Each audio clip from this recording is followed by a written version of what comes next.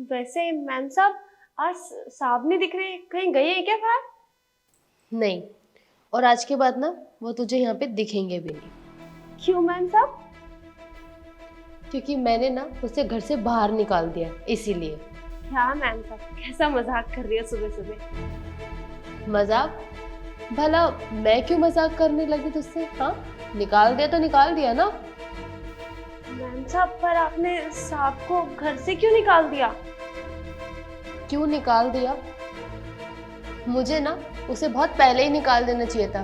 तुझे पता है, जब से उसकी जॉब गई ना, बस उसको घर में पड़े रहने की आदत हो गई थी। मुफ्त का खाना तोड़ रहा था वो, और कुछ नहीं कर रहा था। पर मैम साहब, साहब की नौकरी तो अभी पिछले 3-4 महीने पहले ही छूटी है ना। उससे पहले तो ये घर साहब ही चला रहे थे। अच्छा, तुझे बहुत पता है।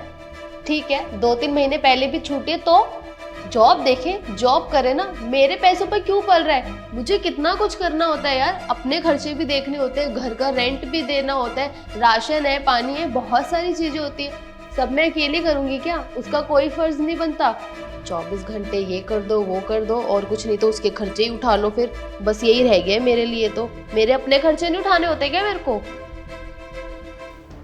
मैम साहब, वैसे आपको ऐसा साहब के साथ नहीं करना चाहिए था। अभी तो आप दोनों के बीच में सब कुछ अच्छा चल ही रहा था ना। 3-4 महीने पहले आप शॉपिंग पे जाती थी साहब के साथ, घूमती फिरती थी, मूवीज जाती थी, सब कुछ इतना अच्छा चल रहा था 3 महीने पहले। और अगर साहब की नौकरी चलेगी तो आपने उन्हें घर से निकाल दिया। ये तो गलत किया ना मैम साहब आपने। गलत? मैंने क्यों गलत किया? और मैंने करा क्या है? हाँ, तू ना उसकी ज्यादा तरफदारी मत कर, चमची मत बन उसकी। मुझे बहुत अच्छे से पता है मैंने क्या करा है और क्या नहीं करा। और वैसे भी मैं ना इंडिपेंडेंट गर्ल हूँ, मुझे ना पूरे राइट्स है कि मैं अपनी मर्जी से कुछ भी कर सकती हूँ। नहीं करा था वो काम वाम, क्यों रहूँ मैं ऐसे आदमी के साथ जिसका खर्चा मुझे उठाना पड़ रहा हो? अरे मैं इतना कुछ कर रही हूँ ना, ये काफी नहीं था क्या जो उसका भी खर्चा मैं ही उठाऊँ? अब जा, अपना जाके काम कर तू। वैसे एक बात बोलो मैम साहब, हाँ बोल। साहब की 3 महीने पहले नौकरी तो सिर्फ इस वजह से गई ना कि जिस फैक्ट्री में वो काम करते थे उस फैक्ट्री में आग लग गई थी, जिसकी वजह से वो बेचारे अब घर पे रहते हैं। तो क्या पता उनकी फिर से किसी अच्छी सी कंपनी में नौकरी लग जाए, आप फिर से ऐसे रहने लग जाते जैसे आप लोग पहले रहते थे। तो आपको इतनी जल्दी साहब को घर से बाहर नहीं निकालना चाहिए था, आपको थोड़ा सा टाइम देना चाहिए था उन्हें। अच्छा, तो तू क्या चाहती है? क्या चाहती है तू? मैं इसके सारे खर्चे उठाऊं? क्या करूं मैं? उसका खर्चा भी उठाऊं, उसकी फैमिली का भी खर्चा मैं ही उठा रही थी ना इतने टाइम से। उसको नौकरी देखनी चाहिए ना कहीं दूसरी जगह। नहीं, साहबजादे को तो फ्री में खाने की आदत पड़ गई है, घर पे बैठे बैठे रोटी जो मिल जाती है उसको, तो नौकरी की क्या ही जरूरत है ना? देख, मुझे ना ये फालतू की एडवाइस मत दे। मुझे बहुत अच्छे से पता है मैंने क्या करा है क्या नहीं करा। अपना ना जाके काम कर। ठीक है मैम साहब। अच्छा सुन, जी मैम साहब। वैसे तेरे पति की भी तो नौकरी चली गई थी ना? करने लगे वो दोबारा नौकरी? नहीं नहीं मैम साहब, मेरे पति का तो 1 महीने पहले ही एक्सीडेंट हुआ था, तो जिसकी वजह से डॉक्टर ने उन्हें बेड रेस्ट के लिए बोला है, तो वो अभी भी बेड रेस्ट पे ही है। उनकी जगह मैं घर चला रही हूँ, अभी मैं काम कर रही हूँ, और उनके मम्मी पापा का ध्यान भी मैं ही रख रही हूँ। तुम लोगों का ना यही प्रॉब्लम है, पति के थोड़ी सी चोट लगी नहीं कि बस मेरे पति नौकरी नहीं कर सकते। भाई क्यों नहीं कर सकते वो नौकरी? अभी कोई और नौकरी तो कर ही सकता ना, परचून की दुकान पे बैठने की ही नौकरी कर ले, क्यों नहीं कर सकते? अब एक बात बता, तू सारा घर का काम करती है मेरे, और भी 2-3 जगह करती है, कितना ही कमा लेती होगी? सारा खर्चा तू ही उठाती है, उसके मम्मी पापा का खर्चा भी तू ही उठा रही है। हाँ मैम साहब, क्योंकि मेरी तो जिम्मेदारी है ना। और वैसे भी 2 महीने से तो बेचारे वो काम पे नहीं जा पा रहे हैं। उससे पहले तो वही घर चला रहे थे ना, वही सारी जिम्मेदारी देख रहे थे।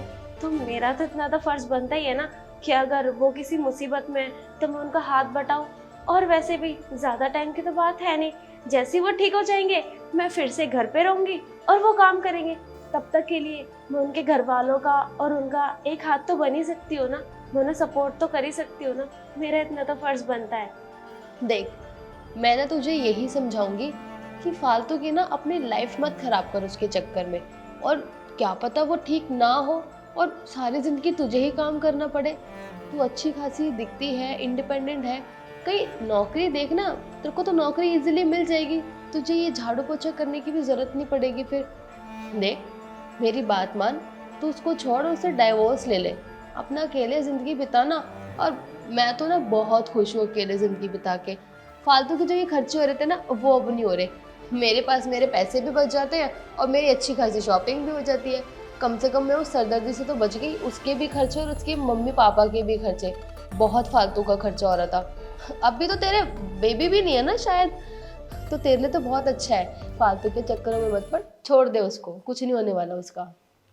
नहीं नहीं मैम साहब, चाहे कितनी भी परेशानी क्यों ना आ जाए, घर में उनको कभी नहीं छोड़ूंगी। क्योंकि जब मेरे घर में दिक्कत आई थी ना, तो उन्होंने मेरे घर को भी संभाला था और अपने घर का भी देखा था। तो जब उनके घर पे कोई दिक्कत आई है या उन पे कोई दिक्कत आई है, तो मेरा फर्ज तो बनता है ना कि मैं उनका साथ दूँ, चाहे उन्हें कितना भी टाइम क्यों ना लगे ठीक होने में। मैं सब कुछ कर लूँगी, ये झाड़ू पोछा ही क्यों ना करना पड़े घर घर जाके, मैं करूँगी।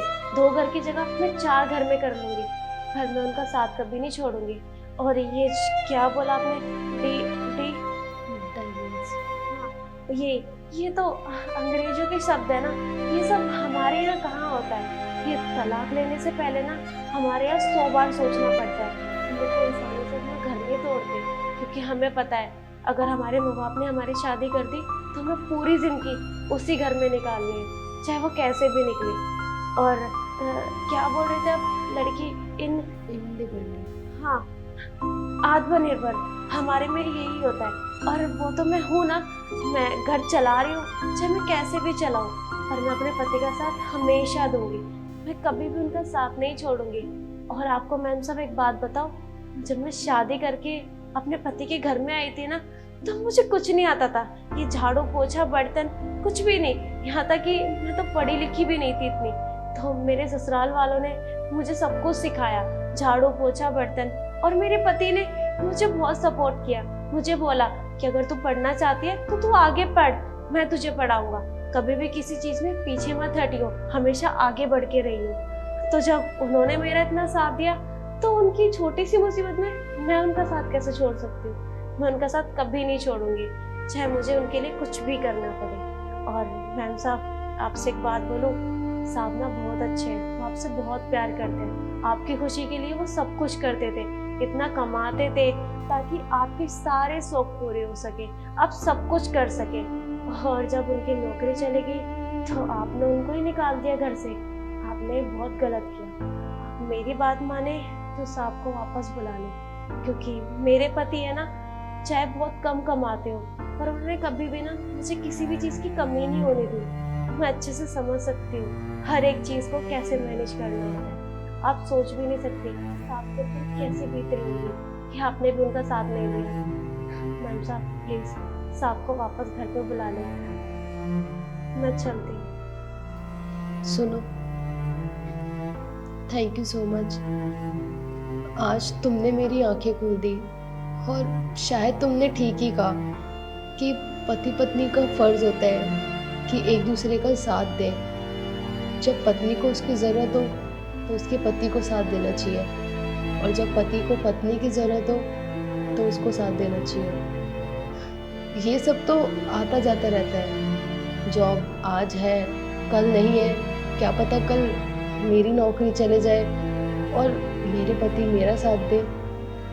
शायद मुझसे बहुत बड़ी गलती हो गई, जहाँ उनको मेरी सबसे ज़्यादा ज़रूरत थी वहाँ उनको मैंने घर से बाहर निकाल दिया। एक बार भी नहीं सोचा कि वो कहाँ जाएंगे, कैसे रहेंगे, क्या करेंगे। थैंक यू सो मच, तुमने मुझे बहुत बड़ी सीख दी है और मैं आगे से कभी भी ऐसा नहीं करूँगी। Thank you. मैं भी उन्हें बुलाती हूँ। ठीक है मैम साहब, मैं चलती हूँ।